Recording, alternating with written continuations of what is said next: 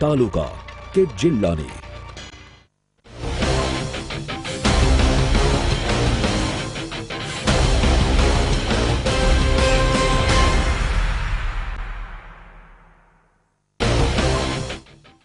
નમસ્કાર, ગુજરાતની લોકપ્રિય ડિબેટ મહામંથનમાં આપનું સ્વાગત છે. હું છું સિદ્ધિ. આક્રોશ જ્યારે સ્વયંભૂ હોય તો તેના પડઘા પડ્યા વિના રહેતા નથી. દિલ્હીના રામલીલા મેદાનમાં દેશભરમાંથી આવેલ ખેડૂતો આજ સ્વયંભૂ આક્રોશનું પ્રતીક બન્યા હોય તેવું લાગે છે. ભલામણ લાગુ કરવા ઉપરાંત ખેડૂતોની અનેક પડતર માંગણી છે, જેના તરફ સરકારે દુર્લક્ષ્ય સેવ્યાનો દાવો છે. ખેડૂતની વાત આવે એટલે સૌ કોઈ મોટા નેતા કૂદી પડે પણ સ્વાભાવિક છે. એટલે જ રાહુલ ગાંધી, શરદ પવાર, સીતારામ યેચુરી, અરવિંદ કેજરીવાલ સહિતના નેતાઓ ખેડૂતોને સહાનુભૂતિ આપવા માટે પહોંચી ગયા. પરંતુ દિલ્હીમાં એકઠી થયેલી ભીડ એમ જ કહી રહી છે, અમને સહાનુભૂતિ નહીં, અમારો હક જોઈએ છે. અને જો હક નહીં આપો તો અન્નદાતા તેની ધીરજ ગુમાવી દેશે. આ જ વિષય પર આજનું મહામંથન આક્રોશ પડશે.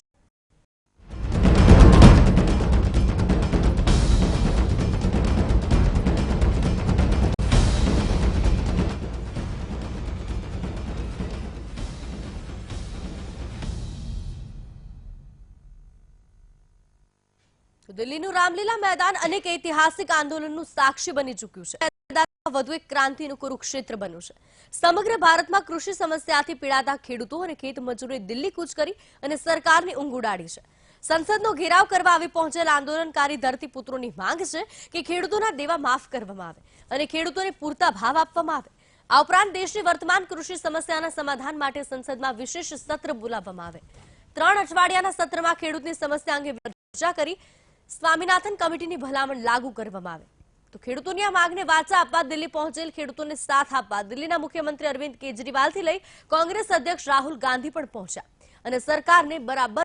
તો રાહુલ ગાંધીએ માંગ કરી કે જો ઉદ્યોગપતિઓના દેવા માફ થતા હોય તો ખેડૂતોના દેવા પણ માફ થવા જોઈએ. તો કેજરીવાલે સ્વામીનાથન કમિટીની ભલામણ લાગુ કરવામાં સરકારની ઢીલી નીતિને લઈ સવાલો કર્યા.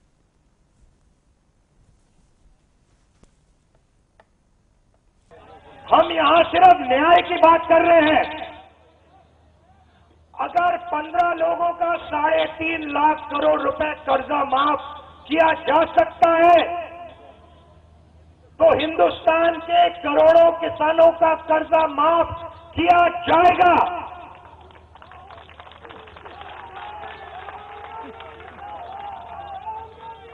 देखिए, हिंदुस्तान का किसान कोई फ्री गिफ्ट नहीं मांग रहा है, वो सिर्फ अपना हक मांग रहा है. प्रधानमंत्री जी ने कहा था सही दाम दिलवाएंगे, प्रधानमंत्री ने कहा था बोनस मिलेगा, एमएसपी बढ़ाई जाएगी. और आज हालत क्या है? आप बीमा का पैसा देते हो, अब जेब में आपका पैसा जाता है. भारतीय जनता पार्टी ने पिछले चुनाव के पहले किसानों को जितने वादे किए थे उन सारे वादों से भारतीय जनता पार्टी मुकर गई.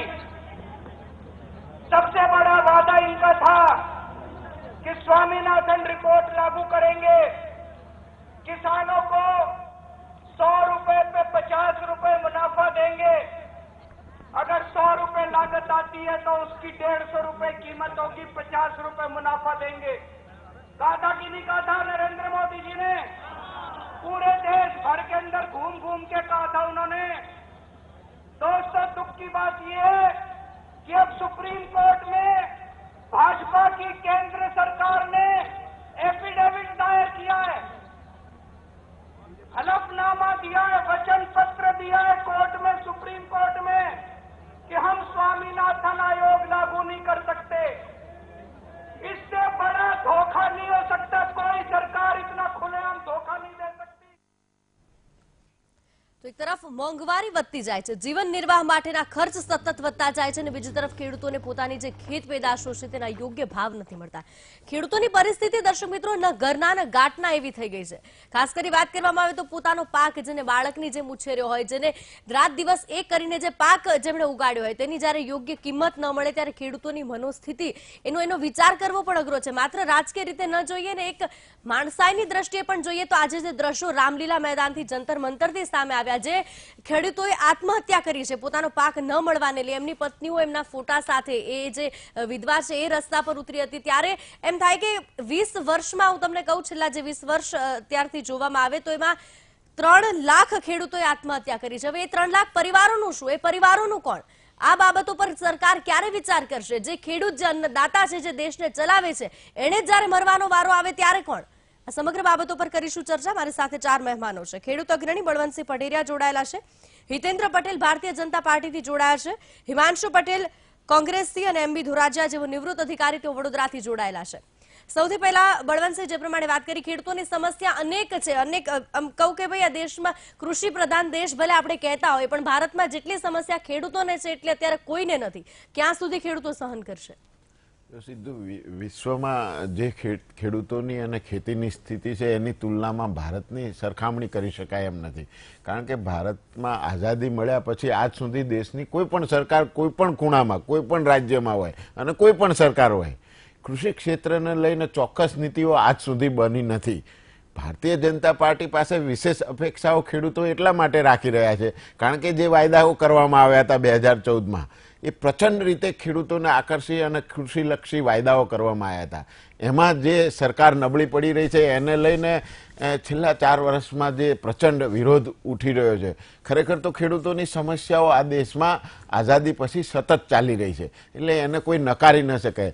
ચાહે એ સિંચાઈનો મામલો હોય, ચાહે વીજળીનો મામલો હોય, પોષણક્ષમ ભાવનો મામલો હોય, પાક ધિરાણનો મામલો હોય, પાક વીમાનો મામલો હોય, ખેત મજૂરોનો મામલો હોય, અસંખ્ય ગણી ન શકાય એ તમામ કૃષિ ક્ષેત્ર આજે ખેડૂતોની સ્થિતિ દેશમાં અને રાજ્યમાં દયનીય છે. ગુજરાતની વાત કરીએ તો ગુજરાતમાં ચાલુ વર્ષે દુષ્કાળની સ્થિતિ છે અને આ સ્થિતિમાં પાક વીમાથી લઈ અને ટેકાના ભાવ સુધીની જે ખરેખર રાજ્ય સરકારે એની મનસા સારી હોય એવું આપણે એક વખત માની લઈએ ટેકાના ભાવમાં, અને એમણે જે જાહેરાતો કરી છે ને એના માટે પ્રયત્ન કર્યો એવું એક વખત માની લઈએ સીધી, તો પણ એમાં જે ખામીઓ રહી છે એ ખેડૂતોને ખરેખર લાભ મળી શકતો નથી. સમગ્ર ખેડૂત સમુદાયને આનો લાભ મળતો નથી. બલકે તમે જે કંઈ થોડું ઘણું મગફળીમાં સારું કામ થઈ રહ્યું છે, બાકીના પાકોમાં તો હાલત શૂન્ય છે. એટલે આ સ્થિતિમાં ખેડૂતોને તમે કંઈ નહીં કરી શકો. અને 2022માં એક તરફ સરકાર ખેડૂતોની આવક 1.5 બમણી કરવાની વાત કરી શકે છે, તો એમાં ક્યાંય દૂર સુધી તથ્ય નથી. કારણ કે કૃષિ ક્ષેત્રનો વિકાસ દર આજે પણ મંથર ગતિએ છે. દેશની બીજી જનસંખ્યા, બીજા ક્ષેત્રો, ચાહે સર્વિસ સેક્ટર હોય, ચાહે ઉદ્યોગ હોય, ચાહે નોકરિયાત હોય, આ તમામ ક્ષેત્રો સાથે જો એની તુલના કરવામાં આવે તો કૃષિ ક્ષેત્રની સ્થિતિ આ દેશમાં બદતરથી બદતર થઈ રહી છે. એમાં નાના સીમાંત ખેડૂતો, કૃષિ મજૂરો, ભાગ્યા ખેડૂતો, આ તમામે તમામ જે નીચેનો તબકો છે એકદમ, એની સ્થિતિ તો બિલકુલ ખરાબ થઈ રહી. જે આપણી સામે ગુજરાતમાં આ અત્યાર સુધી નહોતું થતું, જે છેલ્લા 3 માસમાં 18 ખેડૂતોએ સૌરાષ્ટ્રમાં ખાસ કરીને આત્મહત્યા કરી છે. બહુ ગંભીર બાબત છે. આખા ગુજરાતમાં પણ આ સંકટ ઘેરું બનતું જાય છે. એટલે રાજ્ય સરકારની મનસા સારી હોવાનું આપણે માની લઈએ તો પણ એનું લાગુ કરવાની પદ્ધતિ અથવા તો કૃષિ ક્ષેત્રને લઈને નીતિ નથી. તમે પાણીની સમસ્યાઓ જુઓ. આખા ગુજરાતમાં 12મી નવેમ્બરે જે પાણી આપવાની નીતિનભાઈએ વાત કરી હતી એનું ખેડૂતો ખુશ હતા, પરંતુ એની વાસ્તવિકતા અત્યારે સામે આવી રહી છે. અનેક ક્ષેત્રોમાં પાણી પહોંચી નથી રહ્યું. એટલે આ બાબતોને લઈને ખેડૂતો જાય તો ક્યાં જાય? અને જે વિકરાળ સ્વરૂપ આ દિલ્હીમાં આજે જોવા મળ્યું એ આખા દેશમાં છે અને ગુજરાતમાં પણ આ સ્થિતિ આવવાની છે. એટલે અમારું તો એવું કહેવું છે કે હવે પછીની આ દેશમાં જો ક્રાંતિ થશે કોઈ, તો કૃષિ ક્ષેત્રને લઈને થશે. અને રાજકીય પાર્ટીઓ આ સારી રીતે જાણે છે. કૃષિ ક્ષેત્રની નબળાઈઓ જાણે છે રાજકીય પક્ષો, અને એના ઘોડા ઉપર બેસવા તમામ પાર્ટીઓ તૈયાર છે, જે આપણી સામે આવી રહ્યું છે. બિલકુલ, આજે આક્રોશ છે તો હજી શરૂઆત છે. મારી સાથે એમબી ધોરાજીયા સાહેબ નિવૃત્ત અધિકારી છે, તેઓ જોડાયેલા છે. સૌથી પહેલા એ જ વાત કરીશું ધોરાજીયા સાહેબ કે ખેડૂતોની જે આક્રોશ છે, ખેડૂતોની જે સમસ્યાઓ છે, ભાવાંતર યોજના હોય, પાક વીમો હોય, ટેકાના ભાવ હોય, સિંચાઈના પ્રશ્નો હોય, બધી જ સમસ્યાઓથી અત્યારે ખેડૂત જજુમી રહ્યા છે. આગામી સમયમાં હજુ ક્યાં સુધી ખેડૂતે જજુમવું પડશે? શું રસ્તાઓ, શું ઉપાય?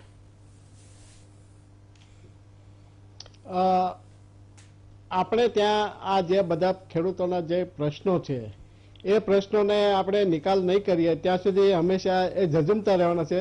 એટલે ખરેખર તો એ પાયામાંથી જે આપણું ગામડું છે એ ગામડાના જે ખેતીના પ્રશ્નો છે એ પ્રશ્નોને ઉકેલવા માટે આપણે પ્રથમ પ્રાધાન્ય આપવું જોઈએ.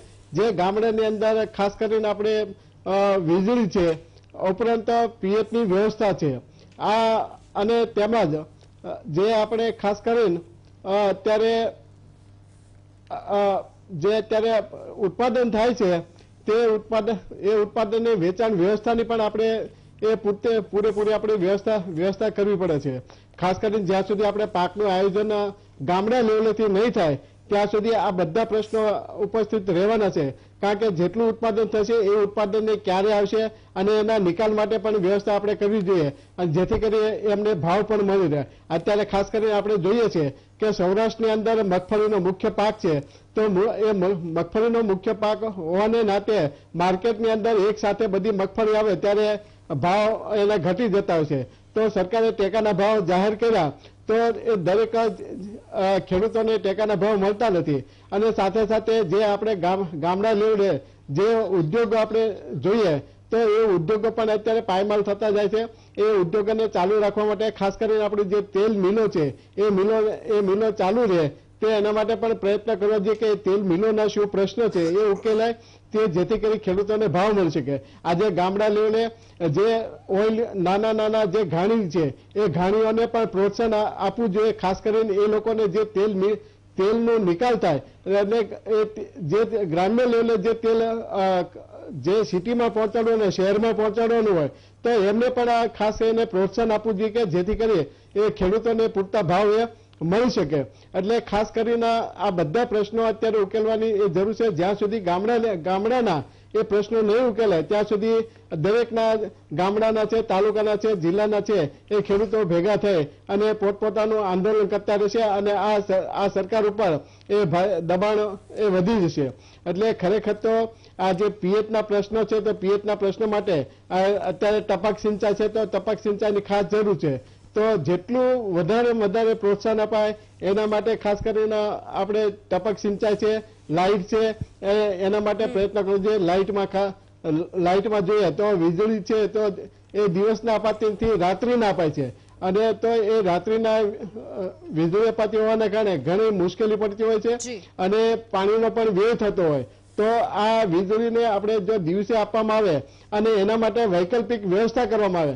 અત્યારે સ્કાય યોજના સરકારે દાખલ કરી પણ ફક્ત ખાલી અત્યારે એમ લાગે છે કે કાગળ ઉપર હોય એવું લાગે છે કે જેટલું પ્રોત્સાહન જે સ્કાય યોજનાને જે મળવું જોઈએ એટલું મળતું નથી. એક ફીડરની અંદર બધા ફીડરના 100% ખેડૂતો તૈયાર થાય તો આ સ્કાય યોજનાનો લાભ મળે, પણ 100% ખેડૂતો તૈયાર કરવા અત્યારે મુશ્કેલ છે. તો જેથી કરી આ ખેડૂતોને કમસે કમ એવું ઓછો માર પડે અને સ્કાય યોજના વધારે ખેડૂતો અપનાવે એના માટે પ્રયત્ન કરવાની જરૂર છે, જેથી કરી ખેડૂતો દિવસે લાઇટ મેળવી શકે અને રાત્રે એને પાણીના જે વાળવાના પ્રશ્નો જે ઉપસ્થિત થતો હોય, જાનવરોનો જે પ્રશ્ન ઉપસ્થિત થતો હોય તો એના માટે એમને રાહત મળે. ખાસ કરીને જે અત્યારે જંગલી જાનવરો છે તો એને પણ ભેળાણના પ્રશ્નો પણ ઉપસ્થિત થતા હોય છે. તે ખાસ કરીને આ ભેળાણના પ્રશ્નો છે તો એના માટે પણ એક વિચારવાની ખાસ જરૂર છે. તો આવા અસંખ્ય પ્રશ્નો છે, પ્રશ્નો તો એક કદાચ રહેશે, પણ જે મોટા જે પ્રશ્નો છે એને ઉકેલવા માટે અત્યારે ગ્રામ્ય સ્તરને અત્યારે આપણે પાયાનું આપણે યુનિટ ગણવું છે. અત્યારે દુષ્કાળની પરિસ્થિતિ છે તો દુષ્કાળ માટે અત્યારે પાક વીમા યોજના સરકારે દાખલ કરી છે, પણ જેટલું એનું સ્પીડ એનું થવું જોઈએ, જેટલી ઝડપ થવી જોઈએ એ ઝડપ હજી પકડાતી નથી. જો ઝડપ એમાં કરવામાં આવે તો તાત્કાલિક જે ખેડૂતોને જે રાહત એ મળી શકે. એટલે પાક વીમા યોજના માટે પણ અત્યારે ખાસ વિચારવાની જરૂર છે. સ્વામીનાથન જે રિપોર્ટ છે એ રિપોર્ટ માટે પણ આપણે વિચારવું જોઈએ કે જે યુનિટ કોસ્ટ ઓફ કલ્ટિવેશન છે એટલે ખેતીનો ખર્ચ છે એ ખર્ચ ઉપરાંત 50% માર્જિન વધારે એ ખેડૂતોને મળે તો એ માટે પણ પ્રયત્ન કરવો જોઈએ. અને એના માટે આપણે જે વેલ્યુ એડિશન એટલે મૂલ્યવર્ધનને આપણે પ્રાધાન્ય નહીં આપીએ ત્યાં સુધી આ વસ્તુ બધી અશક્ય છે. એટલે મૂલ્યવર્ધન માટે પણ ગ્રામ્ય સ્તરે નાના ઉદ્યોગો એ સ્થપાય એ પણ જરૂરી છે. બિલકુલ, ખૂબ સરસ વાત કરી તમે. અને સૌથી મહત્વપૂર્ણ બાબત એ છે કે જે યોજનાઓ તો ઘણી બને છે, પરંતુ કાં તો ખેડૂતો પાસે એની માહિતી પૂરતી પહોંચતી નથી, માહિતીનો અભાવ છે, કાં તો અધિકારીઓની દાનત નથી, એટલે ખેડૂતોને સરવાળે લાભ મળતો નથી ને છેલ્લે ખેડૂતો જ હેરાન થાય છે. ભાજપના પ્રવક્તા હિતેન્દ્ર પટેલ મારી સાથે જોડાયેલા છે. હિતેન્દ્રભાઈ, 2014માં બહુ જ વાયદાઓ કર્યા સરકારે, ખેડૂતલક્ષી તમામ યોજનાઓ, ખેડૂતલક્ષી વાયદાઓ, 4.5 વર્ષમાં હજુ કંઈ જ થયું નથી. અને ગુજરાતની વાત કરીએ તો સતત ત્રીજા વર્ષે સમગ્ર સૌરાષ્ટ્રમાં તો દુષ્કાળ જેવી જ પરિસ્થિતિ છે. શું કરશો હવે? સિદ્ધિબેન, તમારી વાત સાથે એટલા માટે સંમત નથી કે 2014 પછી કેન્દ્રમાં ભારતના લોકોના આશીર્વાદથી ભારતીય જનતા પાર્ટીની લોકો ઉપયોગી માન્ય નરેન્દ્રભાઈ મોદી સાહેબની સરકાર આવ્યા એ પછી કૃષિ ક્ષેત્રમાં જે કામો થયા છે એની વિગતવાર માહિતી આપું છું. સાથે સાથે ગુજરાતમાં છેલ્લા 3 વર્ષથી દુષ્કાળની સ્થિતિ છે, તો એ આપણા માટે કુદરતી આફત છે. એના માટે સરકારને કે કોઈને જવાબદાર ઠેરવી આપણે શકીએ નહીં. કેન્દ્રમાં ભારતીય જનતા પાર્ટીની સરકાર આવ્યા પછી કેટલાક એવા કામો હતા જે ભૂતકાળમાં ન થયા હતા, કામો ભારતીય જનતા પાર્ટીની સરકારે શરૂ કર્યા છે. ખેડૂતો માટેની ભારતીય જનતા પાર્ટીની સરકારની જે પ્રતિબદ્ધતા હતી એ રીતે બતાવી શકાય કે 2014માં કૃષિનું બજેટ 1,10,000 કરોડ હતું. આજે 2018 સુધીમાં 2,15,000 કરોડ સુધી લગભગ બમણું બજેટ કર્યું છે. એટલે કે એ ક્ષેત્રમાં કામ કરવાની સરકારની જે પ્રતિબદ્ધતા છે એ બતાવે છે. કેટલીક વાતો કરીએ તો દાખલા તરીકે ભૂતકાળમાં ખેડૂતોને 18% વ્યાજે ધિરાણ લેવું પડતું હતું, તો કેન્દ્ર અને રાજ્યોએ મળીને ખેડૂતોને 0% ધિરાણ મળે એ બાબતનો સરકારે નિશ્ચય કર્યો છે અને એ પ્રમાણે ખેડૂતોને આપવાની કોશિશ કરી. સ્વામિનાથન કમિટીના ભલામણની વાત કરીએ તો જે 4-5 ભલામણો છે, તો સૌથી પહેલી ભલામણ કે એને જમીન સુધારણા થાય એ દિશામાં સરકારે પ્રયત્ન કર્યો. એને સિંચાઈનું પાણી મળે, તો 99 જેટલી નાની સિંચાઈની યોજનાઓ ઘણા વર્ષોથી યુપીએની સરકારમાં બંધ હતી, એ 50,000 કરોડ બજેટમાં ફાળવી અને માન્ય નરેન્દ્રભાઈ મોદી સાહેબે એ યોજનાઓનું કામ શરૂ કરાવ્યું. 22 જેટલી યોજનાઓ શરૂ થઈ, જેનાથી 5 લાખ હેક્ટર જમીનમાં સિંચાઈ હેઠળનો એરિયા વધ્યો. અને આ 99 સિંચાઈ યોજના પૂરું થશે એટલે દેશમાં ઘણો બધો વિસ્તાર સિંચાઈ હેઠળ આવશે. તો પાણીના ક્ષેત્રમાં કામ કર્યું, એને ઇનપુટ્સ મળે, તો દાખલા તરીકે યુરિયા, તો નીમ કોટેડ યુરિયા, હમણાં રાહુલ ગાંધીજી ખેડૂતોના વિશે વાત કરતા હતા, તો 2003માં યુરિયા ખાતરને નીમ કોટેડ કરવાનો રિપોર્ટ એ નિષ્ણાતોએ આપેલો હતો. તો 2003 થી 2014 સુધી એમને એ કરવાનું ના સૂઝ્યું. માન્ય નરેન્દ્રભાઈ મોદીની ભારતીય જનતા પાર્ટીની સરકાર આવી, આપણે યુરિયા નીમ કોટેડ કર્યું, સમયસર નીમ કોટેડ મળે, સમયસર ખાતર મળે એવી વ્યવસ્થા થઈ. નાની સિંચાઈ યોજનાઓ પણ એટલા જ સમયથી બનાતી, 10 વર્ષથી. દાખલા તરીકે સ્વામિનાથન કમિટીની વાત કરો તો 2006માં એનો રિપોર્ટ આવી ગયો હતો, તો 6 થી 14 સુધી કંઈ ના કર્યું.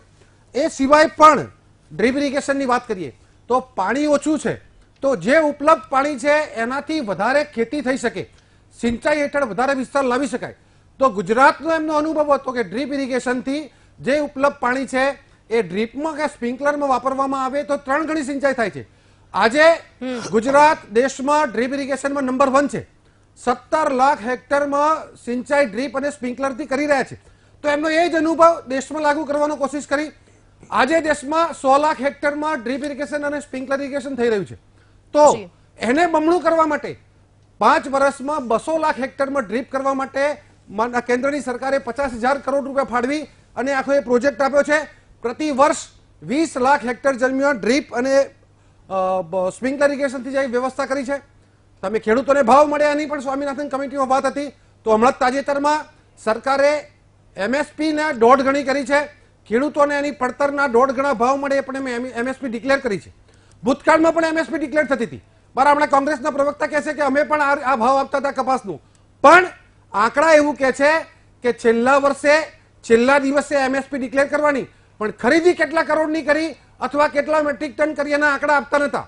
આજે હું આપું છું કે 2011 થી 2014 સુધીમાં કેન્દ્રની યુપીએની સરકારે માત્ર 3300 કરોડની ખરીદી કરી હતી, જ્યારે ભારતીય જનતા પાર્ટીની સરકારે 14 થી 17 સુધીમાં 12,200 કરોડની ખરીદી કરી અને ચાલુ સાલે 17-18માં તો અભૂતપૂર્વ 49,000 કરોડની ખેડૂતોની એમએસપી પર ખરીદી કરી છે. ગત વર્ષે માત્ર ગુજરાતમાંથી 5,000 કરોડની એમએસપી પર ખરીદી કરી છે. ચાલુ સાલે પણ એમએસપી ની ખરીદી ચાલુ છે. સાથે સાથે સ્કાય યોજનાની વાત કરતા હતા, તો સ્કાય યોજના પણ ખેડૂતોને સિંચાઈના સાધનો ઉપલબ્ધ થાય, એને પૂરતા પ્રમાણમાં વીજળીના કનેક્શનો મળે, પૂરા વોલ્ટેજથી વીજળી મળે એવો તો સરકારે પ્રયાસ કર્યો છે. ગુજરાત સરકારે છેલ્લા 5 વર્ષમાં 5.5 લાખ નવા વીજળીના કનેક્શનો આપ્યા છે. કેન્દ્ર સરકાર પણ એ દિશામાં આગળ જઈ રહી છે અને સાથે સાથે સૂર્યશક્તિ યોજના મારફતે દરેક ખેડૂત પોતાની વીજળી પોતે ઉત્પન્ન કરે, પોતાની વાપરે અને તેમ કરતા એ વધારાની વીજળી વેચી અને આવક ઊભી કરે એવો પ્રયત્ન પણ આ સરકારે કર્યો છે. આયુષ્માન ભારત યોજના દાખલા તરીકે સ્વામિનાથન કમિટીની 6ઠ્ઠી ભલામણ હતી કે જે પણ કિસાન કામ કરે છે એનું સ્વાસ્થ્ય સારું રહે એની ચિંતા પણ સરકારે કરવી જોઈએ. તો એના ભાગરૂપે જ સરકારે આયુષ્યમાન ભારત યોજના કરી છે.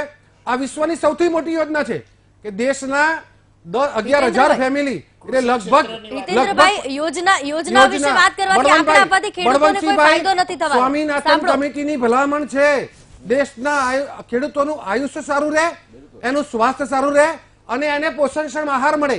આ બંને સ્વામિનાથન કમિટીની 6ઠ્ઠી અને 7મી ભલામણ છે. એના પરિપ્રેક્ષમાં જ આ આયુષ્યમાન ભારત યોજના લાગુ કરવામાં આવી છે. એને પૂરતું પોષણ મળે, સારો ખોરાક મળે, એના માટે ફૂડ સિક્યુરિટી બિલ પણ આ સરકાર લાવી છે. એટલે સ્વામિનાથન કમિટીની 8 ભલામણોથી 7 ભલામણો સુધી આપણે પહોંચ્યા છીએ. હું એની 100% ભલામણો સ્વીકાર કરીશ એવું કોઈ હું એનો દાવો કરતો જ નથી, પણ જે પણ કરવાનું હતું એ ભારતીય જનતા પાર્ટીની સરકારે કર્યું છે. 40 વર્ષમાં ન થયું એ 4 વર્ષમાં કરવાની શરૂઆત કરી છે અને આવનારા દિવસોમાં એ કામ ખેડૂતો માટે પૂરું કરશે. અને એટલે જ કે 1 લાખ કરોડના બજેટમાંથી 2 લાખ કરોડ આ સીધી વાત ભારતીય જનતા પાર્ટીની સરકાર કરી છે એ આપ સૌના ધ્યાને મૂકું છું. પણ હજુ કહું છું, હું સ્વીકારું છું કે ખેડૂતોની હાલત અન્ય લોકો સાથે એને કમ્પેર કરી શકાય એટલી સારી નથી. કારણ કે જે નેતાઓ આજે કૃષિ રેલીમાં દિલ્હીમાં જઈને ભાષણ કરતા હતા એ જ નેતાઓની 50 વર્ષ સુધી દેશમાં સરકાર રહી છે. માત્ર કોંગ્રેસ નહીં, જે ડાબેરી આંદોલનકારીઓ પણ ત્યાં પહોંચ્યા હતા, જે મુલાયમસિંહની પાર્ટીના પહોંચ્યા હતા, જે મમતાની પાર્ટીના પહોંચ્યા હતા, જે માયાવતીની પાર્ટીના પહોંચ્યા હતા, એ જ લોકોએ 10 વર્ષથી ગઠબંધનની સરકાર ચલાવી છે અને ખેડૂતોનું આટલું શોષણ કર્યું છે. જે સ્થિતિ ખેડૂતોની થઈ છે એના માટે એ લોકો જવાબદાર છે. અને આ બધી યોજનાઓ 10 વર્ષમાંથી માત્ર નરેન્દ્ર મોદીએ 4 વર્ષમાં એ શરૂ કર્યું છે. તમે નથી કહેતા કે ખેડૂતોના ઘરના નડિયાદ સોનાના બનાવી દઈશું એવી વાત કરતા જ નથી હિમાંશુભાઈ. બધી યોજનાઓમાં ખેડૂતો જ આવે છે ભાઈ. તમને ના ખબર પડે યુરિયા ખાતર કોણ વાપરે, નાની સિંચાઈ યોજનાઓ કોણ કરે, ખેડૂતોને ધિરાણની વાત કોણ કરે, ભાષણ કરે, આવી વાહિયાત વાતો કરે, આવી સાવ જુઠ્ઠાની વાત. મને ખબર હતી તમારાથી સહન નહીં થાય. સમય આપો છો. જે રાહુલ ગાંધી હાઈકોર્ટના જામીન ઉપર, સુપ્રીમ કોર્ટના જામીન ઉપર ફરતા ભ્રષ્ટાચારના કેસમાં એ આજે ખેડૂતોના મસીહા થઈ બેઠા છે. સ્વામિનાથન કમિટીનો પણ 2006 માં આવ્યો હતો. શું કરવા તમે અમલ ના કર્યો? તમને કોને ના પાડી હતી? યુરિયા ખાતરને નિમકોટેડ કરવાનું કોને ના પાડી હતું? બોલવા દે. 99 જેટલી નાની સિંચાઈ યોજનાઓ બંધ પડી હતી એ પાર્લામેન્ટના રેકોર્ડમાં છે. તમારા સિંચાઈ મંત્રી સૈફુદ્દીન સોજે નર્મદા યોજનાનો સુપ્રીમ કોર્ટમાં એફિડેવિટ કરીને વિરોધ કર્યો હતો. 4 રાજ્યોની હતી. માત્ર ગુજરાતનો વિરોધ કરવા માટે તમે મહારાષ્ટ્ર, મધ્યપ્રદેશ અને રાજસ્થાનને પણ અન્યાય કર્યો છે. કેટલા મેગાવોટ વીજળી એનું ઉત્પાદન તમે બંધ રખાવ્યું હતું. તમારા મહારાષ્ટ્રના મુખ્યમંત્રી પૃથ્વીરાજ ચૌહાણનો કાગળ છે અમારી પાસે કે ગુજરાતને કેનાલ નેટવર્કનું કામ બંધ કરાવો. બિલકુલ બળવંતભાઈ, એ જ કહું છું કે હિતેન્દ્રભાઈ વાતો બહુ કરી અને બહુ વધારે કરી, વાતો સાંભળવામાં બહુ સારી લાગે છે, પણ મારો પ્રશ્ન એ છે કે આટલી બધી યોજનાઓ સરકારે કરી તો એ ખેડૂતોને કેમ આટલી મુશ્કેલી છે? ચલો, સરસ. હિતેન્દ્રભાઈએ જે આખું ફૂલ ગુલાબી ચિત્ર કર્યું એનું સ્વાગત કરીએ છીએ. અને જે રીતે આ સરકાર એની ઉપલબ્ધિઓ ગણાવી રહી છે એની વાસ્તવિકતા ધરાતલ ઉપર નથી. એના 1-2 ઉદાહરણ હું આપું. ગુજરાતના ફાળે સીધી 9 મિલિયન એકર ફૂટ પાણી આપણને નર્મદામાંથી આવ્યું છે. એ જ પાણી રાજસ્થાનના ફાળે, એક રાજસ્થાનનું ઉદાહરણ આપી દઉં. રાજસ્થાનમાં પણ ભાજપની સરકાર કેટલી બખૂબીથી એનો આપ સૌએ ખલેલ ન કરવી જોઈએ, પોતપોતાના ક્રમમાં બોલવું જોઈએ. રાજસ્થાન સરકારને 1.5 મિલિયન એકર ફૂટ પાણી ફાળે આવ્યું છે. આપણે 9 મિલિયન એકર ફૂટમાં માત્ર 3 લાખ હેક્ટરને પાણી પૂરું પાડી શક્યા છીએ. આજ રાજસ્થાન 1.5 મિલિયન એકર ફૂટમાં પાણીમાં 2.5 લાખ હેક્ટરને પાણી પૂરું પાડે છે. કારણ કે ત્યાં સ્પ્રિંકલર લગાવવા માટેની જે યોજના લાયા છે એમાં 95% સબસિડી આપી અને 5% ખેડૂતોએ ભરવાની. અને જે યોજના છે એ રાજસ્થાન બખૂબીથી ઉપયોગ કરી રહી છે, જેની ગુજરાતમાં ખામી છે. માત્ર 3 લાખ હેક્ટર 18 લાખ હેક્ટરની જગ્યાએ 3 લાખ. બીજી વાત રહી પ્રધાનમંત્રી ફસલ વીમા યોજનાની જે જોરશોરથી જાહેરાત કરવામાં આવે છે એ બિલકુલ નાકામ અને આ દેશની સૌથી નિષ્ફળ યોજના છે. મૂળ યોજના સારી હતી, અમે સતત કહીએ છીએ. આમાં માત્ર બેંકો અને વીમા કંપનીઓને ફાયદો છે. મારો મુદ્દો એ જ છે બળવંતભાઈ, એ જ છે. હિમાંશુભાઈ, તમારું શું કહેવું છે? અને ખેડૂત અને બીજો વાત એ પણ છે કે ખેડૂતોની યોજનાના નામે ખેડૂતોની સહાનુભૂતિ મેળવીને માત્ર મત જે વહોડી લેવાથી, મત લૂંટી લેવાથી કંઈ જ નહીં થાય, ખેડૂતોને ફાયદો થાય એવું કંઈક વિપક્ષે પણ કરવું પડશે.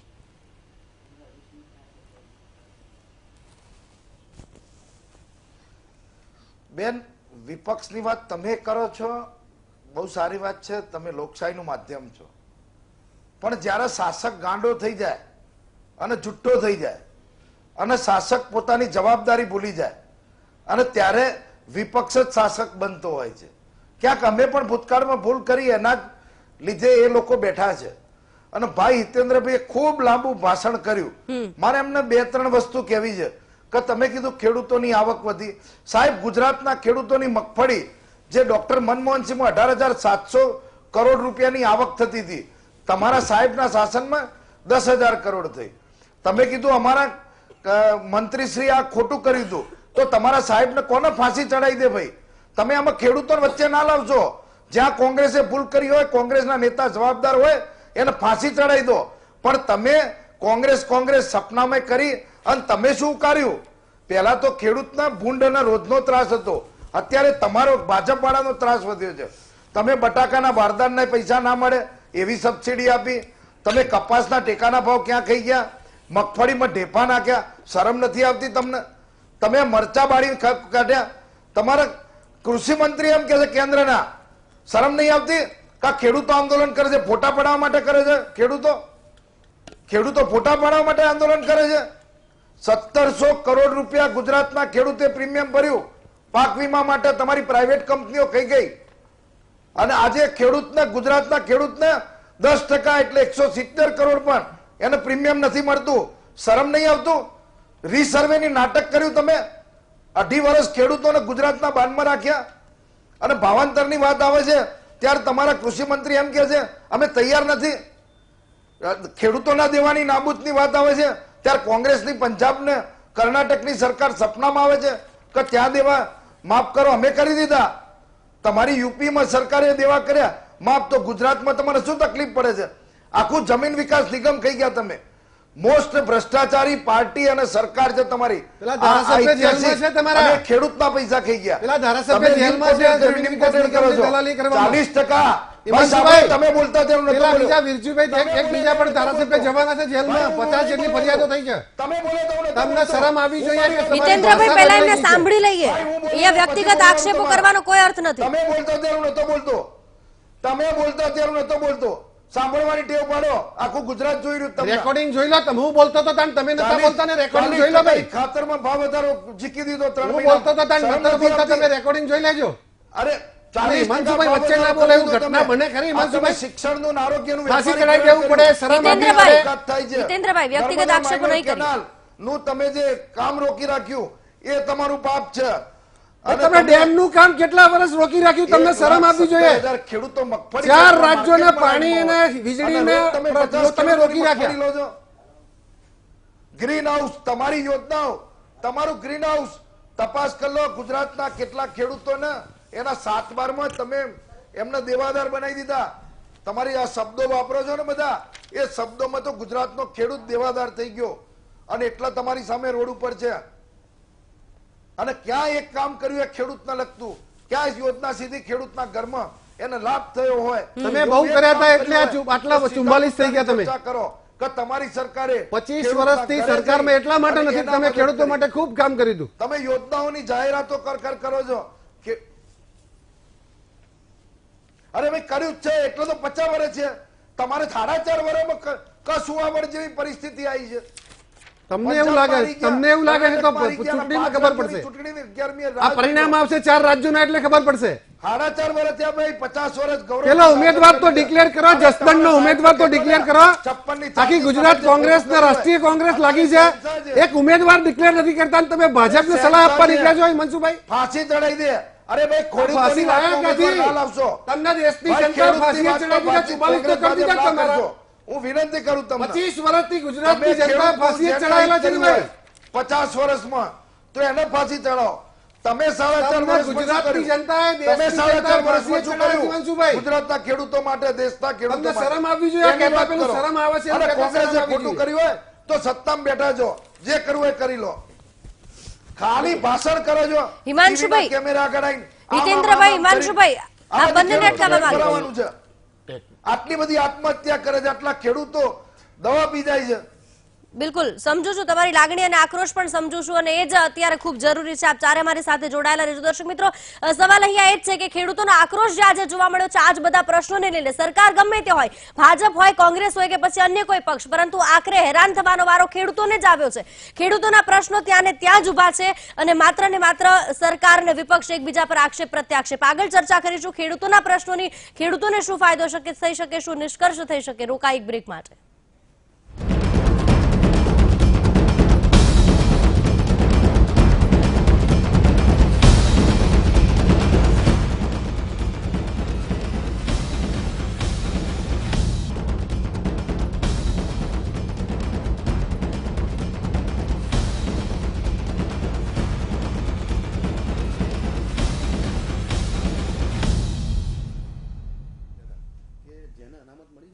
વિરામ બાદ ફરી એક વખત સ્વાગત છે આપનું મહામંથનમાં. કિસાન મુક્તિ માર્ચ આજે દિલ્હીમાં જેને સમગ્ર ખેડૂતોએ સાથે મળીને એક આક્રોશ વ્યક્ત કર્યો છે, અને આશા એ જ છે કે આ જ આક્રોશ સરકાર સુધી પહોંચે, સરકારના બહેરા કાન સુધી પણ પહોંચે અને ખેડૂતોની પરિસ્થિતિમાં કંઈક સુધારો આવે. મારી સાથે બળવંતસિંહ પટેલિયા, હિતેન્દ્ર પટેલ, હિમાંશુ પટેલ ને એમબી દોરાજીયા છે. દોરાજીયા સાહેબ, વિરામ પહેલા જે પ્રમાણે મહેમાનોએ ચર્ચા કરી, હિમાંશુભાઈ, હિતેન્દ્રભાઈ સરસ પોતપોતાની પાર્ટીની યોજનાઓની પણ વાતચીત કરી. જે ખેડૂત લક્ષી યોજનાઓ તો ખૂબ જ બને છે, પરંતુ ખરેખર તેનો લાભ ખેડૂતોને કેટલો મળે છે? કૃષિ કલ્યાણ વિભાગ પણ શું કાર્ય કરે છે? ખરેખર ખેડૂતો સુધી કેટલું પહોંચે છે આમાં?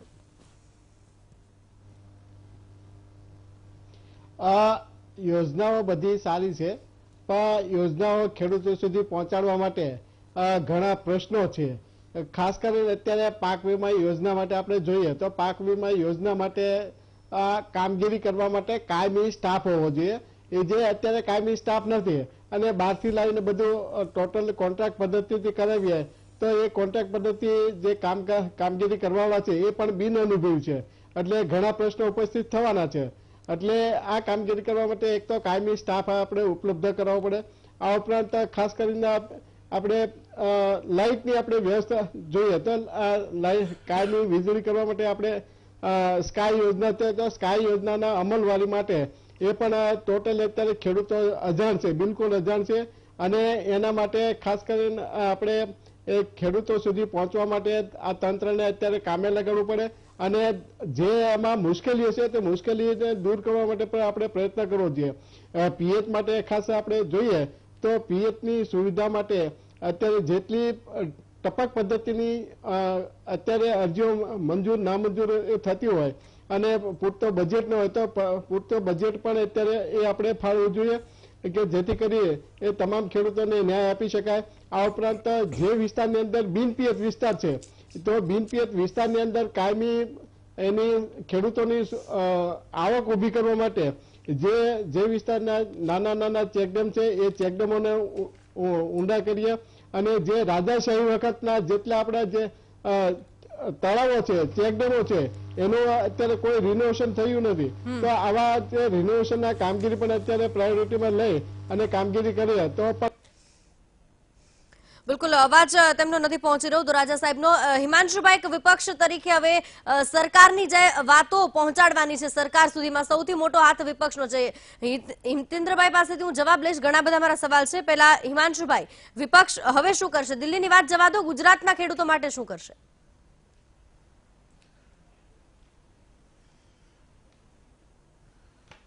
બેન, અમે વિપક્ષમાં છીએ. લોકશાહીના બે સ્તંભ છે, શાસક અને વિપક્ષ. અમે પ્રમાણિકતાથી ભારતીય જનતા પાર્ટીના કોમવાદ, રામ મંદિર, 370, હિન્દુત્વ આવી ઉશ્કેરણીજનક બાબતોની વચ્ચે ચોક્કસ ક્યાંક મતોથી અમે પાછા પડાઈશું, પણ છતાં જનતાએ અમને સન્માનજનક 80 બેઠકો આપીને વિપક્ષનું જે મજબૂત સ્થાન આપ્યું છે, ત્યારે આખી કોંગ્રેસ પાર્ટી અને અમારું એક ધારાસભ્ય આજે ખેડૂતોની સાથે છે. ભાઈ હિતેન્દ્રભાઈ વાતમાં એમ કે છે કે કોંગ્રેસે શું કર્યું 50 વર્ષમાં. સાહેબ આજે જે ખેડૂતના દીકરા કહેવાઈએ છે ને આપણે, એ દીકરાને ખેડૂત જમીનના માલિક બનાવનાર એ સ્વર્ગસ્થ ઇન્દિરા ગાંધી એક સહીની પેનથી કરી આપ્યા હતા. ડોક્ટર મનમોહનસિંહે આ દેશના ખેડૂતોને એકની એક પેનની સહીથી આ દેશના ખેડૂતોને સંપૂર્ણ દેવાથી નાબૂદ કરેલા હતા. ખેડૂતને કોંગ્રેસના શાસનમાં 50 વર્ષમાં સાંભળી લેજો, અને ચેલેન્જ પૂર્વક કહું છું કે કોંગ્રેસે ખેડૂતના income tax, sale tax, VAT, excise, GST કોઈ પણ પ્રકારના એ જગતના તાતને કાયદાકીય રમતની ગુંચમાં નહીં નાખવાનું એક ભગીરથ સારું કાર્ય એક કોંગ્રેસના શાસનમાં કર્યું છે. તમે ગુજરાતમાં વેટ હતો તો વેટ લેતા હતા, આજે જીએસટી લો છો, ટ્રેક્ટરના પાર્ટ્સ ઉપર ટેક્સ લો છો. અરે તમે તમારા એક જવાબદાર સંસદ સભ્ય, હું અમદાવાદ પૂર્વ, પશ્ચિમ અને ગાંધીનગરના બે સંસદે ગામ લીધેલા, પરેશભાઈએ જાખોરા, કિરીટભાઈ સોલંકીએ પોર, અડવાણી જે કયું લીધું એ ખબર નથી. આ બે ગામ એક સંસદ સભ્ય 4.5 વર્ષમાં બે ગામ નંદનવન ના કરી શક્યા. અરે તમારી, અને આજે આખા સમાજો તમારી સામે છે. પાટીદાર સમાજ તમારી સામે, ઠાકોર સમાજ તમારી સામે, કોળી સમાજ તમારી સામે, દલિત સમાજ, તમે એક એક સમાજને કેમ લાઠી ને ગોળી આપો છો એ તમે જવાબ તમારા દિલથી આપજો. અને આ તો શહેરોને એમ કહો કે ક્યાંક શહેરોએ તમને જીવાડ્યા છે, બાકી તમારા શાસનમાં 50 વર્ષમાં કોંગ્રેસના શાસનમાં કોઈ દિવસ ગાયનો ને ભેંસનો દૂધનો ભાવ ઘટ્યો નથી. તમારા આ શાસનમાં છેલ્લા 6 મહિનામાં દૂધનો ભાવ 2 વખત ઘટ્યો છે. ગાયનું દૂધ 23 રૂપિયા ડેરીઓમાં લેતા નથી.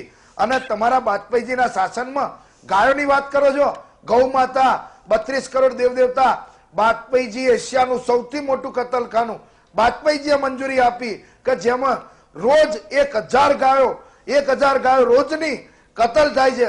અને ગૌ માતાના સમ કહો છો, લોકોને મૂર્ખ બનાવવાની આ તમારો કાર્યક્રમ છે. તમે જગતના તાતના છેતર્યો છે, અને તાતનો પરચો આ તમારું જે અભિમાન, તમે જે જોરથી બોલો છો અને ગૌરવ લો છો તમારી પાર્ટી પર, એ આવનારા સમયે આ જગતનો તાત તમને પરચો પાડી દેશે. તમને ગામડામાં ઘૂસવાનું ભારે પડી જશે.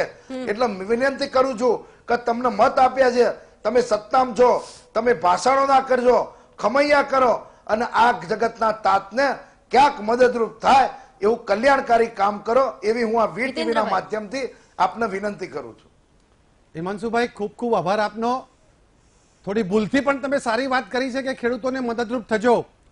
જે વાતો તમે કરતા હતા કે કોંગ્રેસે આ કર્યું, તો આઝાદીના 70 વર્ષ સુધી ખેડૂતોને દેવા માફી માંગવી પડે, અરે ભાઈ કર્યું છે, એમએસપી માંગવી પડે, કર્યું છે, પાણીના આંદોલનો થાય.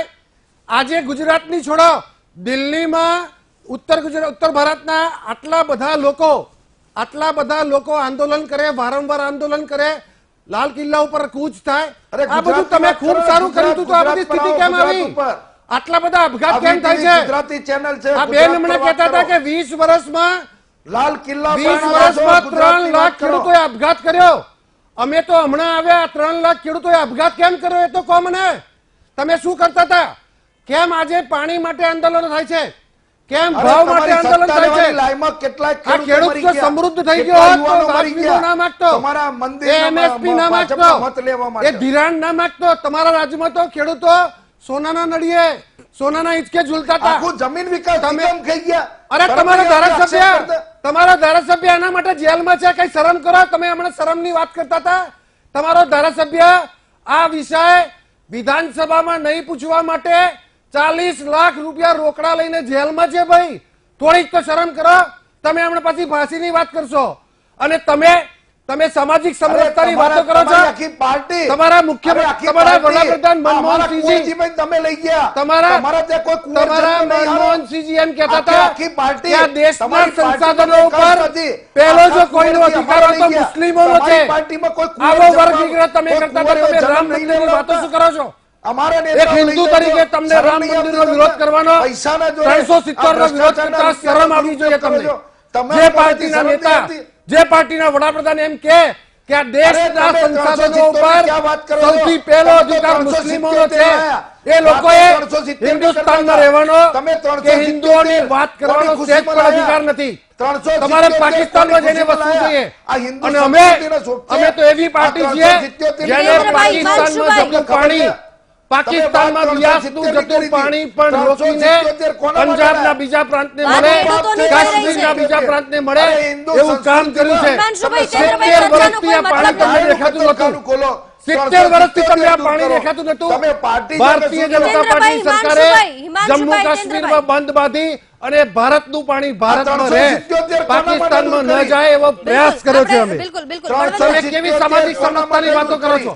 અને એક આંદોલન તમે પોતાની જાત પર નથી કરી માફ શકતા. કરશો, હવે તમે એક મારે આવેદન પત્ર તમારો- નથી આપી અરે શકતા. તમારા સાહેબ તમે તમારો તમે આગ્રહ જસદણનો કરવો ઉમેદવાર પડે. તો ડિક્લેર કરો, ઉમેદવાર જસદણનો તો ડિક્લેર કરો ભાઈ. હિતેન્દ્રભાઈ, આ હિમાંશુભાઈ. તો ખેડૂતો ભેગા થાય એટલે તમારા રાહુલ ગાંધી પહોંચી જાય, તમારા નેતાઓ પહોંચી જાય. તમારી તાકાત પર એક પણ રેલી તો કરીને બતાવો. 5, 10, 25 લોકો તો ભેગા કરી જો. હમણાં તમે આંદોલન કર્યા, હમણાં તમે આંદોલન હિતેન્દ્રભાઈ, કર્યા. હિમાંશુભાઈ. આખા ગુજરાતમાં એક પણ જિલ્લામાં 50 લોકો તમે ભેગા નથી. અરે તમે પરેશ ધાનાણી અને અમિત બળવંતભાઈ, બોલો. શાહને તો આપ- ભેગા બેસાડી જોવા ભાઈ. બંને નેતાઓનો ઓડિયો મ્યુટ કરાવવો પડે. પહેલા આપને વિનંતી કરું છું, પ્લીઝ. ખબર પડશે તમારા નેતાઓ, જી. તમારા કેરળના બળવંતભાઈ, બોલો. લોકો કે હું તો ગાયનું માંસ ખાઈશ જ, અને તમે કહો તેને પ્રિવન્ટ વાતો કરો છો. હિતેન્દ્રભાઈ. અમે કાયદો લાવ્યા છીએ એના માટે. મૂળ સીધી જી. સમસ્યાઓની જે વાત છે, ખરેખર ખેડૂતોની જે દયનીય સ્થિતિ જ્યારે જવાબ આપવા માટે કઈ નથી એટલે બંને એકબીજા પર આક્ષેપ પ્રત્યાક્ષેપ ખેડૂતોની પર જે ચડી ગયા સીધી છે. દયનીય ખેડૂતો માટે સ્થિતિ કોઈ છે, મતલબ એના નથી. પાયાના જે જી. પ્રશ્નો છે, એમાં ચાલુ વર્ષની વાત કરીએ તો જે સિંચાઈના પ્રશ્નો જી. છે, નર્મદામાં 127.58 મીટર અત્યારે આપણી પાસે પાણી છે. 121.92 મીટરે આપણે આ રાજ્યને પાણી પૂરું પાડતા હતા. 209 ડેમમાં 176 ડેમની સ્થિતિ ખરાબ છે, એ આપણે સમજી શકીએ છીએ. તેમ છતાં આપણી પાસે હજુ 5.5 મિલિયન એકર ફૂટ પાણી લેવાનું બાકી છે. એટલે આનું સુદૃઢ આયોજન જો કરવામાં આવે તો સિંચાઈ વ્યવસ્થાની જે દાખલા તરીકે સૌની યોજનામાં સૌરાષ્ટ્રનું પાણી પૂરું પાડવાની વાત હોય, સુજલામ સુફલામમાં ઉત્તર ગુજરાતના પાણી પૂરવાનું હોય, કે કમાન્ડ ડીકમાન્ડ એરિયા જ્યાં કઈ છે ગુજરાતના, એમાં પડ્યા વગર સરકારે ખરેખર આમાં મહત્વપૂર્ણ કામગીરી કરી અને આ સિંચાઈનું આયોજન કરવું પડશે. એમાં રાજ્ય સરકાર નિષ્ફળ રહી છે ચાલુ વર્ષે. બીજી વસ્તુ છે, એમાં વીજળીની બાબત છે. હું મહત્વની એક બાબત કહેવા જઈ રહ્યો છું. વીજળીની સ્થિતિમાં ગુજરાત સરકાર સરપ્લસ વીજળી હોવાની વાત કરી રહી છે. તો અમારો પ્રશ્ન સરકારને છે કે એક તો સરપ્લસ વીજળી હોય તો તમે ખેડૂતોને વેચાતી વીજળી પણ નથી આપી શકતા. માત્ર 8 કલાક આપવામાં પણ 4, 8 ટ્રીપ પડે છે. ટ્રીપ એટલે હું સમજાવું, ચાલુ પાણી હોય ત્યારે બંધ કરી દેવામાં આવે આખા યુનિટની ફીડરની વીજળી. એટલે ખેડૂતે પાછો ખેતરના છેડેથી બોર ઉપર જવું પડે અને ચાલુ કરવામાં એને 1 કલાક બગડે. પાણી પાછું બંધ થઈને ચાલુ થાય ત્યારે પાણીનું જે આ આખી જે ટેકનિકલ સમસ્યાઓ તરફ કોઈનું ધ્યાન નથી. ખેડૂત પોતે અકળાયેલો મૂંઝાયેલો છે પણ એનું કોઈ સાંભળનાર નથી. 8 કલાક વીજળીની જગ્યાએ તમે ઉદ્યોગોને જો 24 કલાક વેચાતી વીજળી આપી શકતા હોય, તમારી પાસે બીજા રાજ્યને વેચવા માટેની વીજળી હોય અને એવી વાતો કરતા હોય તો ખેડૂતોને વેચાતી 24 કલાક વીજળી કેમ નથી આપી શકતા? દરેક ખેતરને વીજળી કેમ પૂરી પાડતા નથી? તમે એ વાત જવા દો, 12-15 કલાક વીજળી આપો તો ખેડૂત મહેનત કરી લેશે, એની જાતે દેવું કરીને પણ બોર બનાવી લેશે. એને એક વખત કનેક્શન આપો તો ખેડૂતનો જવાનીઓ, ખેડૂતનો છોકરો, ખેડૂતનો પુત્ર જાતે મહેનત કરી લેશે. એટલે વીજળીની સ્થિતિની ગંભીર સમસ્યા સરકારે પોતે કરી છે. સરકારી જે ઉત્પાદન જે એકમો હતા એ આજે નબળા પડી ગયા છે. એના આંકડા હિતેન્દ્રભાઈને આપણે કહીએ કે મેળવી લે, કારણ કે તમે વીજળી ખરીદી અને અત્યારે તો વેપલો માની દીધો છે. જે વીજ ઉત્પાદનો સરકારી હતા એને પુનર્જીવિત કરી અને ખેડૂતો માટે ખાસ યોજના, જે યોજનાઓ કૃષિ ક્ષેત્રને લઈને વીજળીની જાહેર કરી હતી એમાં કંઈ તથ્ય નથી. આજે પણ ધરાતલ ઉપર કોઈ તથ્ય નથી. એટલે આ માત્ર ભ્રામક હોય. એ જ રીતે પ્રધાનમંત્રી ફસલ વીમા યોજનાની અમે સતત નાકામીની વાત કરી રહ્યા છીએ. તમે એની મહત્વની કડી સમજો. ખેડૂતોનો વીમો કાપી લેવામાં આવે છે, ખેડૂતને ખબર નથી હોતી. ધિરાણ લે ત્યારે બેંકો અને વીમા કંપનીઓ મળેલી છે, એકબીજાના સહિયારાથી આ વીમાની રકમ કાપી લેવામાં આવે છે. એમાં પાછી રાજ્ય અને કેન્દ્ર સરકાર આપી અને મળીને 3 હિસ્સા વીમા કંપની પોતે ખાઈ જાય છે. જેનો ઉદાહરણ 15,000 કરોડ રૂપિયા 16-17 નો નફો વીમા કંપનીઓનો છે. વીમા કંપનીઓ કેવી રીતે નફો કરી શકે? એવું સ્થિતિ તો છે નહીં. આજે પણ ખેડૂતને ખબર નથી કે મારે ક્યાં ક્લેમ કરવાનો. મારે તમે તાલુકા જિલ્લાની વીમા કંપનીમાં આજે એક પણ ગુજરાતના ખેડૂતને એનો અધિકારી શોધ્યો મળતો નથી. આ વીમા કંપનીઓ ખેડૂતને, હું ખેડૂત છું, મારે કોની પાસે જવાનું, ક્લેમ કોને કરવાનો, મારે માહિતી. અને જયારે ક્લેમ કરવાનો આવે ત્યારે કે તમારે 2 દિવસ મોડું ભરાણું છે, જયારે કે બેંકમાં ભરાઈ ગયું હોય, બેંકે કોઈને એકબીજા ઉપર ટપલી આપવામાં આ વીમા ક્ષેત્રમાં દાવ રમી રહ્યા છે. અને આ એક દેશનું સૌથી મોટું કૌભાંડ સાબિત થવાનું છે આવનારા સમયમાં. વીમા પ્રધાનમંત્રી ફસલ વીમા યોજના કેવળ નિષ્ફળ યોજના છે. ખેડૂતોનું અને સરકારનું પોતાનું શોષણ થાય છે. એમાં રાજ્ય સરકાર હોય કે કેન્દ્ર સરકારનો હિસ્સો પણ વીમા કંપની ખાઈ જાય છે અને એને ચૂકવવાના આવે ત્યારે ગલ્લા તલ્લા હોય છે. રાજ્યના એક પણ, તમે ચાલુ વર્ષની વિધિ વાત કરી દઈએ સીધી, તો ચાલુ વર્ષે જે સ્થિતિ છે ગુજરાતની દુષ્કાળની, એમાં વીમા કંપનીનો પ્રધાનમંત્રી ફસલ વીમા યોજનાનો સૌથી પહેલો નિયમ છે કે અછત, અર્ધ અછત અને દુષ્કાળની સ્થિતિમાં કુલ વીમા કંપનીનો સર્વે કર્યા વગર 25% રકમ તત્કાલ ધોરણે ઓક્ટોબરમાં જ જમા કરવાનો હોય છે ખેડૂતના ખાતામાં. હું ચેલેન્જ કરું છું, ગુજરાતના એક પણ ગામના એક પણ ખેડૂતના ખાતામાં આ રકમ કેમ નાખવામાં આવી નથી? કારણ કે સરકાર ઈચ્છતી નથી. સરકારને એનું ભારણ પડે છે. અથવા શું સાંઠગાંઠ છે તમારી? હોય તો કો, ના હોય તો એમાં દુરસ્તી લાવો. તમે એની બીજી એક ખામી બતાવું. 6 ઝોન પાડવામાં આવ્યા દાખલા તરીકે ગુજરાતના, અને વીમા કંપની ખેડૂતો ઉપર ઠોપી બેસાડવામાં આવે છે. ચોક્કસ વીમા કંપની એક ક્ષેત્રનું કામ કરે. હવે જે વીમા કંપનીઓ અસ્તિત્વમાં છે, દાખલા તરીકે HDFC અર્ગો હોય કે રિઝર્વ બેંકની હોય, જે 6 કંપનીઓ છે એ પોતે બેન્કિંગ ક્ષેત્રમાં પણ છે, એટલે એમને ખેડૂતોને લૂંટવાનું આસાન થઈ જાય છે. એટલે આ આખી યોજનાનું 1 કલાક બોલી શકાય એટલી ખામીઓ છે. હવે સામાન્ય ખેડૂત તરીકે જો અમને આટલું જ્ઞાન હોય તો સરકારને નથી, તો તમે કાં તો આંખ આડા કાન કરો છો. એટલે આવી તો અનેક યોજનાઓ છે. સબસિડીની બાબત હોય, ખેડૂતને ક્યાં સબસિડી મળે છે?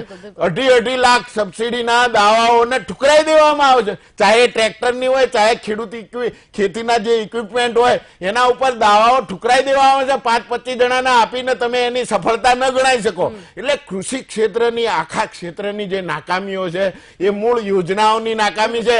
જે હિતેન્દ્રભાઈએ રજૂ કરી યોજનાઓ તો કાગળ ઉપર બહુ સરસ છે. પ્રધાનમંત્રી ફસલ વીમા યોજના શ્રેષ્ઠ યોજના કાગળ ઉપર છે, પરંતુ એને લાગુ કરવામાં કેમ વીમા કંપનીની ખામીઓ? મને બોલાવો, સાચી વાત નહીં. તમે વીમા કંપનીની સારી બાબત ગણાવો. 350 કરોડ રૂપિયા કોંગ્રેસના સમયમાં તમે કોંગ્રેસની વાત જવા દો. કોંગ્રેસમાં અમને કોઈ નથી કર્યું, એટલે તમે કોંગ્રેસ ભાજપમાં ન પડવું જોઈએ. જવાબ આપો. નહીં, કોંગ્રેસ ભાજપની વાત તમે જે યોજનાઓ છે એને સારી ગણાવો. મને ટાઈમ આપો ભાઈ. તમે જે પણ યોજનાઓની વાત કરી, તમે કોંગ્રેસ સાથે સરખામણી શા માટે કરો છો? તમે શાંતિ રાખો, તમે શાંતિ રાખો ભાઈ. માત્ર વાતો કરવી અને સરકાર ચલાવી, સલાહ અરે ભાઈ અમે નથી ચલાવી શકતા એટલે તો તમને આપી છે. બળવંતસિંહ, હિતેન્દ્રભાઈ આ બાબત પર આગળ ચર્ચા કરીશું. હિતેન્દ્રભાઈ, બળવંતભાઈ, હિમાંશુભાઈ મારી સાથે જોડાયેલા રહેજો. દર્શક મિત્રો, આગળ આ તમામ બાબતોના જવાબ માંગીશું. તો કાંઈક બ્રેક.